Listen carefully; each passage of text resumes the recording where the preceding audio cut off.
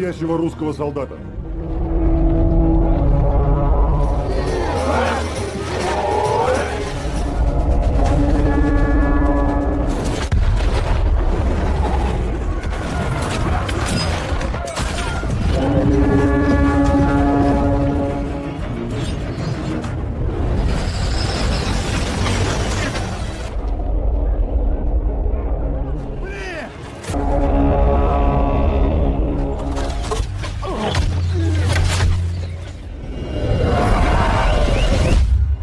Halo sobat semuanya dimanapun kalian berada, semoga semuanya tetap sehat dan sukses selalu. Pada kesempatan kali ini, saya akan mereview sebuah film yang diangkat dari sejarah kejadian nyata, serta diadaptasi dari sebuah novel dengan judul yang sama karya Alexei Ivanov, menceritakan pada sekitar abad 17 Masehi, terjadi sebuah peperangan besar di bagian utara antara pihak Kekaisaran Rusia yang dipimpin oleh Tsar Peter the Great melawan Raja Charles ke-7 dari Kekaisaran Swedia untuk memperebutkan supremasi wilayah Kekaisaran Swedia yang membentang dari tengah, utara, dan timur Eropa, hingga pertempuran itu dikenal dengan Battle of Poltava. Pertempuran ini berakhir dengan kemenangan telak bagi Kekaisaran Rusia, sehingga dianggap sebagai permulaan kemunduran Kekaisaran Swedia sebagai kekuatan besar di Eropa.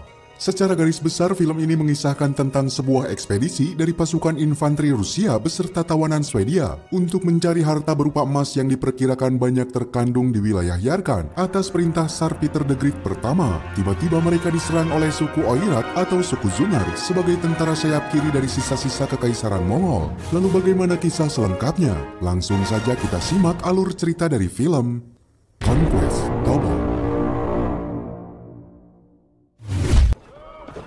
Одной войны достаточно.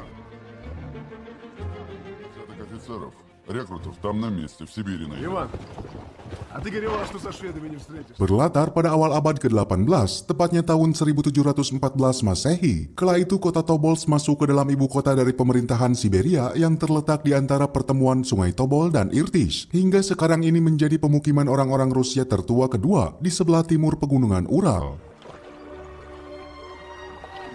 А тебя, Петрович, мне только денег надо. Город Тобольск, столица Сибирской губернии. Pada saat itu, kota Tobolsk menjadi jalur perdagangan bagi bangsa Eropa serta Asia. Maka tak heran apabila di kota Tobolsk banyak ditemukan kapilah-kapilah pedagang dari Asia termasuk Arab dan Cina. Мне не положено, я на службе. Ходом очередного китайского каравана и началось.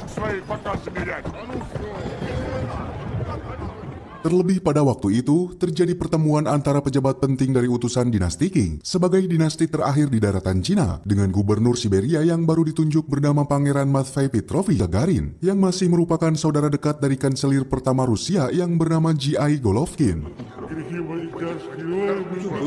Хочет запретить русские караваны в Поднебесную.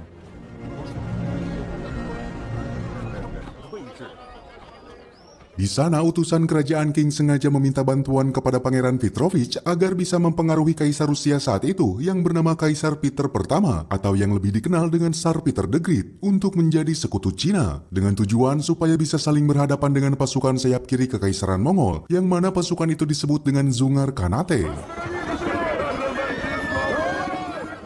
Я знаю, как благоволит вам царь Петр.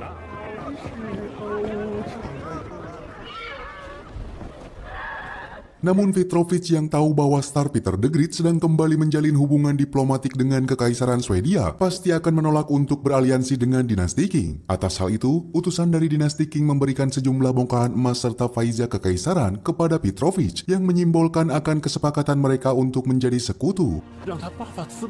Примите нашу просьбу. Setelah pertemuan dengan utusan dinasti Qing telah selesai, Petrovich segera menghampiri Tsar Peter the Great di wilayah Saint Petersburg untuk meminta sejumlah pasukan agar bisa melawan pasukan Dzungar. Akan tetapi permintaan tersebut ditolaknya mentah-mentah karena Tsar Peter the Great sudah tak menginginkan pertempuran. Terlebih dia juga sudah mengetahui betapa mengerikannya jika dia harus berhadapan dengan pasukan Dzungar.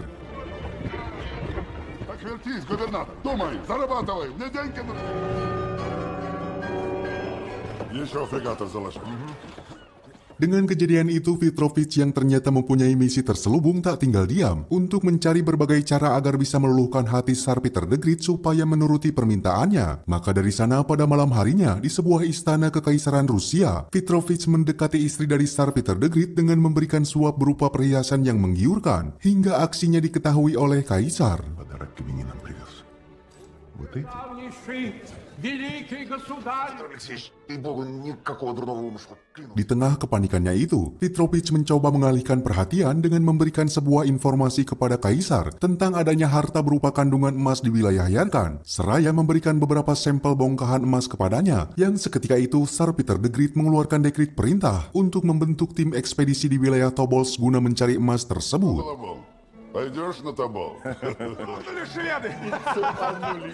Tim ekspedisi tersebut akan dipimpin langsung oleh seorang letnan kolonel bernama Ivan Dmitrievich Bukgold, yang mana dia sendiri merupakan jebolan dari resimen Preobrazhensky, yaitu salah satu resimen tertua yang paling terkenal yang pernah diciptakan oleh Tsar Peter the Great. Поход возглавит полковник успешного окончания закордонного образования. Ekspedisi itu akan mengerahkan 3.000 infanteri, 200 kuda, 70 perahu serta 100 keno. Terlebih di dalam pasukan itu, terdapat seorang perwira muda yang berprestasi dalam bidang militer, yang mana sosok beliau adalah Ivan Danilovich, atau yang lebih dikenal dengan julukan Letnan Demarin. Проживать в Тобольске нам долго. В экспедицию ходим следующим летом. А ты горевал, что со шведами не встретишь. Sebelum misi ekspedisi itu dimulai, scene memperlihatkan di kota Tobolsk. Saat itu terlihat seorang seniman, sejarawan dan arsitek terkenal yang bernama Semyon Ulyanovich Remezov beserta salah satu tawanan perang Swedia yang bernama Johann Gustav Renner. Что он сказал? Мы обязаны исполнить. Johann sendiri merupakan tentara kekaisaran Swedia dari Kesatuan Karolins, unit khusus artileri bentukan Raja Charles ke-6 dan Charles ke-7. Karena memang saat ini kota Tobolsk menjadi salah satu kota yang menampung para tawanan perang akibat kekalahan pasca pertempuran Poltava, maka tak heran apabila pasukan dari kekaisaran Swedia mendapatkan cemoohan dari pasukan kekaisaran Rusia, karena saat ini mereka akan memfokuskan resimennya di kota itu untuk bersiap memulai misi ekspedisinya ke wilayah Yarkan. Значит так, сейчас вас всех определят... Sehari sebelum tim ekspedisi itu diberangkatkan, Letkol Ivan Bukgold membentuk pasukan khusus untuk misi ekspedisinya ini, yang diberi nama Resimen Regen Tobolsk. Tak lupa sebuah unit khusus juga dibentuk, yaitu divisi pemusik dari kalangan anak-anak muda di kota itu, yang salah satunya merupakan anak dari Semyon, bernama Peter Semyonovich Remezov, yang dipimpin langsung oleh Letnan Ivan Bukgold. Баран! Баран! Рогами вам! Saat ini waktu bertepatan dengan festival musim dingin tahun 1715, Letnan Ivan yang memang telah mengenal seluruh warga Tobolsk, termasuk anak perempuan dari Semyon yang bernama Maria Semyonova Remezova. Есть будешь? Tak mau ketinggalan, Johann yang juga sudah tinggal lama di kota itu, ternyata telah memiliki hubungan asmara dengan seorang wanita yang bernama Brigita Kristina Serzenfeld. Я хочу целовать тебя, Йохан. Получаться? Brigita sendiri merupakan wanita asli Swedia yang bekerja sebagai guru tenun, karena dahulu pada saat kekaisaran Rusia mengalahkan Swedia dalam merebut benteng Narva, dia harus dibawa ke kota Tobolsk sebagai tawanan, dan nantinya dia juga akan menjadi orang yang sangat terkenal berkat karya sastranya yang menceritakan tentang masa penahanan selama 18 tahun di Camp Zungar Kanate.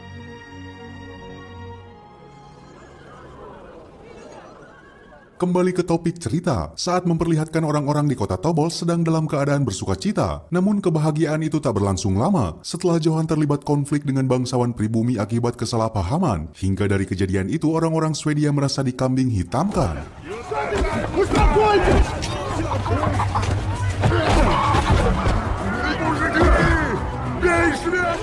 Para tentara Rusia yang melihat pertikaian itu langsung bergegas untuk mendamaikan orang-orang di sana. Akan tetapi situasi yang tak memungkinkan membuat Letnan Ivan harus turun tangan. Hingga beberapa saat kemudian, Gubernur Siberia menghampiri mereka untuk melerainya dan memasukkan semua orang Swedia ke sebuah penjara dengan tuduhan sebagai provokator. Смутьянов, каземат. И наших, и шведов.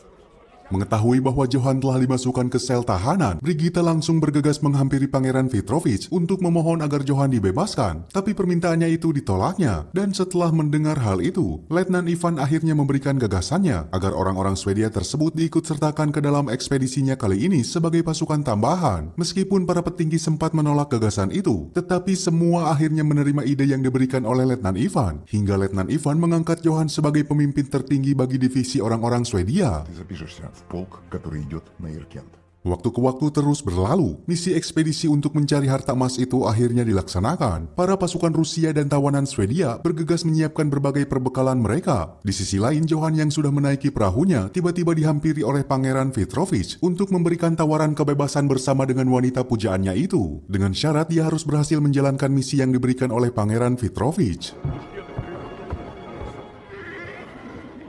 Журавлян, Чего? я тебя хотел...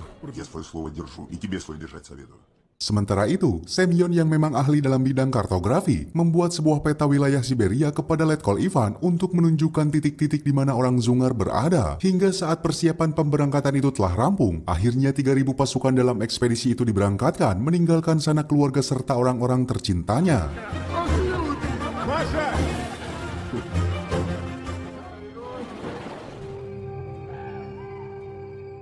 Singkat cerita, 8 bulan kemudian, tim ekspedisi itu telah berhasil mendirikan sebuah benteng di tepi sungai Irtysh, dekat danau garam Yamisevskoye, yang sekarang ini daerah tersebut bertepatan di sebuah desa Yamisevo, Kazakhstan, yang mana benteng itu dinamai dengan Benteng Kara atau Benteng Yamisev.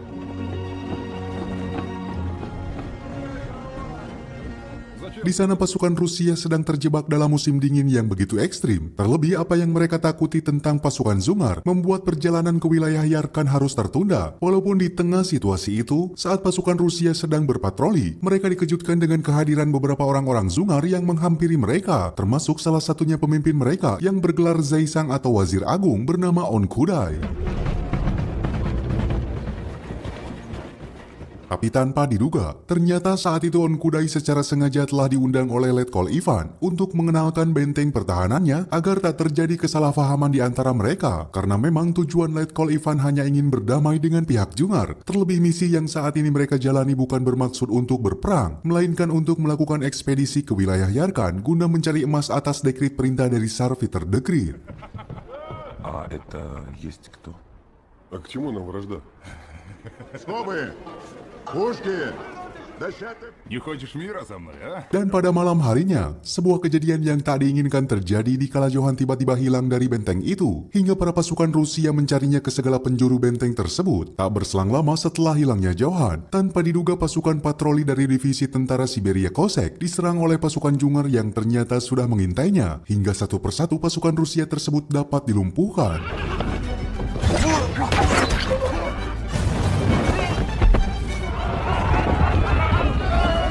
Dari kondisi itu juga, Peter anak dari Semyon harus menjadi korban dari penyerangan yang dilakukan oleh pasukan Zungar. Hingga seketika itu Benteng Kara menjadi ajang pertempuran yang sangat mematikan.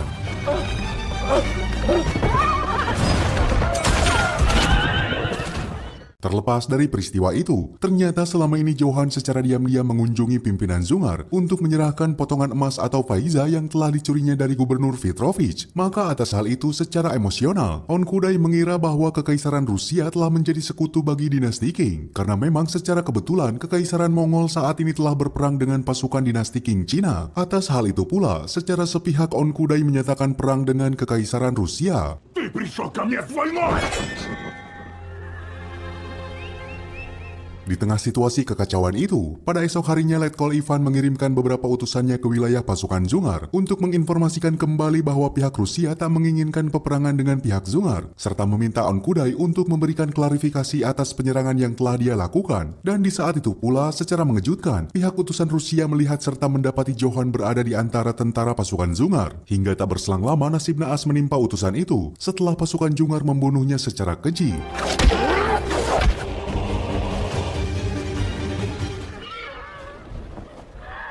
Di saat yang sama di tempat lain, kabar berita tentang kematian dari beberapa pasukan Rusia oleh pasukan Zungar telah terdengar sampai ke kota Tobolsk, termasuk kabar kematian Peter, anak dari sejarawan terkenal di kota itu. Seketika Semyon meluapkan emosinya saat mendengar anak kesayangannya telah tiada, hingga rasa kesalnya itu diluapkan kepada Letnan Ivan selaku orang yang paling bertanggung jawab dalam misi ini. Камень у тебя не сердце, дрянь ты!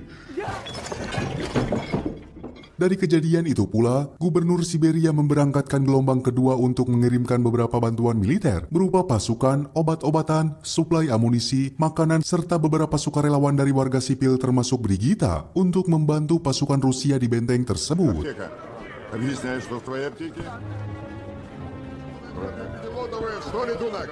Колеса храповые. Hingga singkat cerita, gelombang kedua pun akhirnya diberangkatkan ke wilayah Yamisevo. Namun setelah mereka menempuh perjalanan selama 4 minggu, nasib naas menghampiri rombongan tersebut, yang mana saat itu mereka dihadang oleh pasukan Dzungar untuk dijadikan tawanan, dan kejadian itu menjadi momentum pertemuan antara Brigita dengan Johan. Во дворец, моя королева. Я должен служить ему.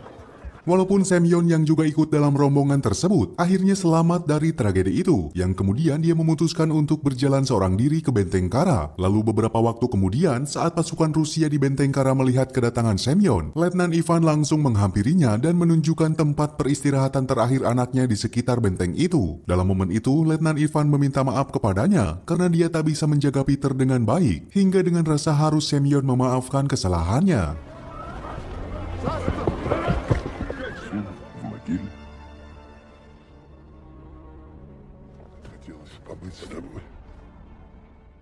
Dan setelah itu, saat Semyon mengetahui Maria anaknya ikut ke dalam rombongan sukarelawan tanpa sepengetahuannya, dengan segera Letnan Ivan pergi secara senyap seorang diri ke wilayah basis pertahanan musuh untuk membebaskan Maria.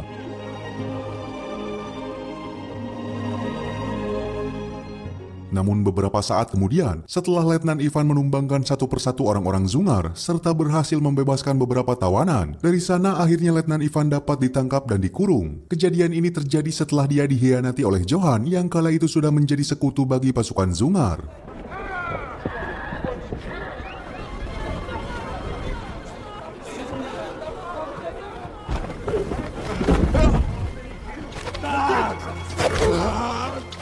Tetapi sifat ambisius dan licik yang dimiliki On Kudai membuat nasib Johan berakhir sama seperti Letnan Ivan. Setelah On Kudai menginginkan Brigita sebagai kekasih dari Johan untuk dijadikan pemuas nafsunya, hingga hal tersebut membuat Johan kecewa serta tersadar akan kesalahannya, dan kemudian Johan akhirnya dikurung oleh On Kudai.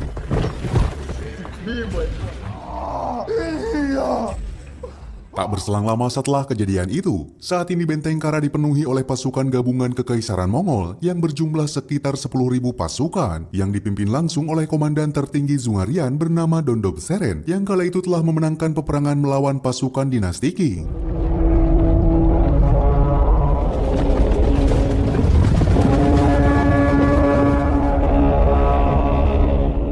Di sisi lain, Letnan Ivan mempertanyakan kepada Johan tentang aksi pengkhianatannya, dan seketika itu Johan memberikan alasannya bahwasannya sebelum mereka berangkat untuk melakukan ekspedisi ini, Johan diperintahkan oleh gubernur Siberia yaitu Pangeran Petrovich untuk mengadu domba pasukan Rusia dengan pasukan Dzungar. Untuk itu Johan harus menuruti apa yang diperintahkan Pangeran Petrovich, karena jika dia bersedia melakukannya, maka Johan serta Brigita akan diberi kebebasan oleh Pangeran Petrovich. Walaupun tanpa sadar apa yang telah dilakukan Johan tersebut akan menjadi pemicu peperangan antara Rusia dengan Dzungar. Держава на лжи не устоит. Надо остановить. Namun di tengah kondisi itu, di sisi lain Komandan Dondob Seren merasakan kejanggalan dari situasi perang yang dia hadapi saat ini. Pasalnya dia berpikir bahwa tak mungkin sebuah emas Paiza yang begitu amat sangat penting bagi pihak dinasti Qing bisa berada di tangan sosok seorang gubernur Siberia. Maka dari sana Dondob Seren meminta kepada On Kudai untuk memanggilkan Letnan Ivan agar bisa mendapatkan informasi kebenaran yang sebenarnya terjadi. Русский губернатор тебе бросил кость. Ты не подумал, почему Пайдза находится не... Pada saat itu, Letnan Ivan yang memang masih menginginkan jalan damai mengungkapkan semua penjelasan kepada pimpinan tertinggi Dzungar sesuai dekrit perintah Tsar Peter the Great. Tak lupa Letnan Ivan memberitahukan perbuatan On Kudai selama ini yang sudah membunuh pasukan Rusia tanpa alasan yang jelas. Maka setelah mendengar penjelasan itu, dari sana Letnan Ivan langsung dibebaskan oleh Seren Dondob, dan sebaliknya, On Kudai akhirnya diberikan hukuman cambukan sesuai dengan kesalahan yang selama ini dia perbuat.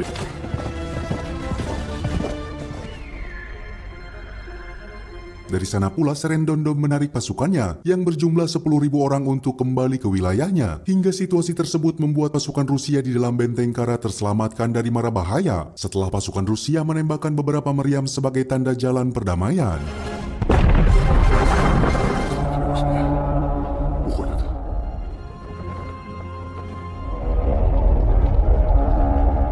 Atas situasi itu, Letkol Ivan memerintahkan kepada tim ekspedisinya agar mempersiapkan diri untuk pulang menuju kampung halamannya. Namun di sisi lain, masalah besar belum sepenuhnya berakhir, karena di saat yang sama tiba-tiba On Kudai mengerahkan pasukan setianya untuk menyerang Benteng Kara kembali. Walaupun sebetulnya dirinya telah diancam oleh Seren Dondob agar tidak melakukan penyerangan kepada pasukan Rusia.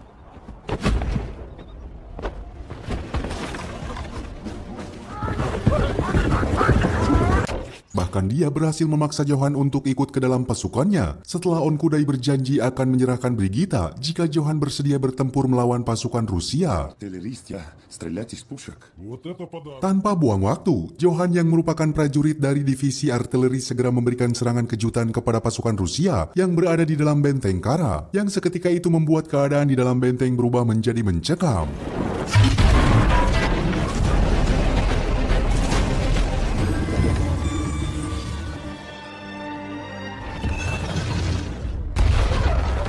Johan yang diberikan misi untuk bisa menjebol pintu gerbang benteng Kara harus mengalami kesulitan setelah pasukan Rusia juga memberikan perlawanan saat benteng mereka diserang oleh orang-orang Zungar. Hingga dari kejadian itu perang antar meriam pun terjadi begitu sengit.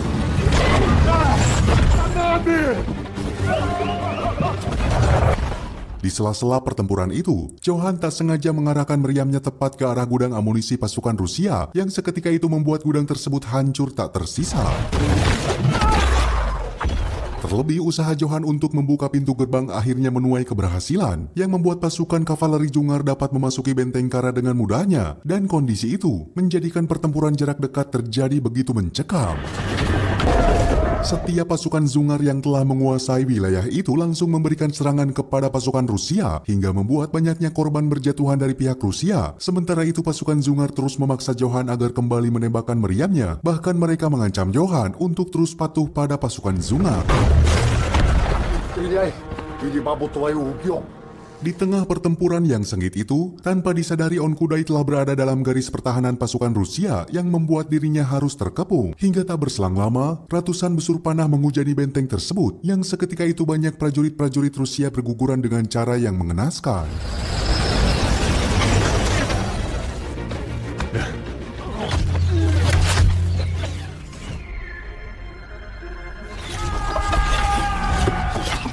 Setelah serangan besar-besaran yang mematikan itu telah usai, tiba-tiba Johan menantang Letnan Ivan untuk berduel sebagai momen pembuktian siapa yang terbaik di antara keduanya. Hingga dengan kecerdikan serta pengalaman bela diri Letnan Ivan, Johan pun akhirnya dapat dilumpuhkan tanpa kesulitan yang berarti.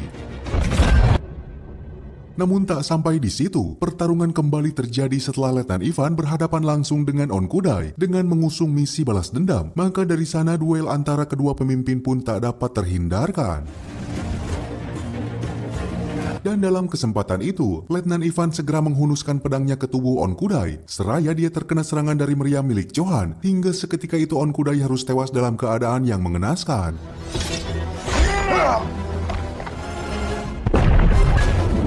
Atas kematian dari pimpinannya itu, ajudan dari Onkudai langsung menghentikan peperangan, serta menarik mundur pasukannya dari benteng Rusia, hingga di saat yang sama peperangan tersebut dapat diakhiri dengan kemenangan bagi pihak pasukan Rusia.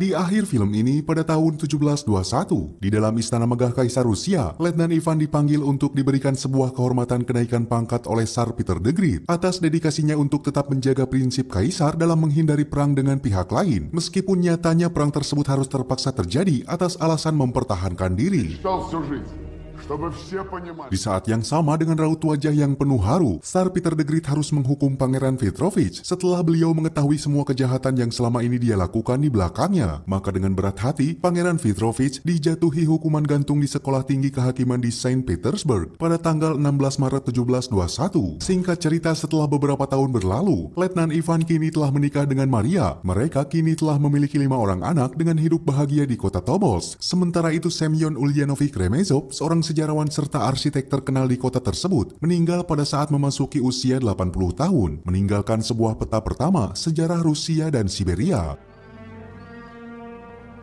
Первая карта России. Setelah berakhirnya peristiwa itu, Letkol Ivan memilih pensiun dari dunia kemiliteran dengan pangkat terakhir sebagai mayor, dan perlu diketahui, dia juga merupakan pendiri benteng Omsk yang menjadi cikal bakal kota Omsk sebagai kota terbesar ketiga di Siberia, hingga akhirnya dia pun meninggal pada saat memasuki umur 70 tahun. Город Тобольск. Умер в славе и почестях в возрасте 70. Sementara itu Johan Renet dan Brigitta Sergent telah kembali ke negara asalnya Swedia setelah 18 tahun menjalani kehidupannya bersama suku Zungar dan menceritakan kisah mereka kepada orang-orang di sana. Hingga dengan ini pula, film ini akhirnya tamat.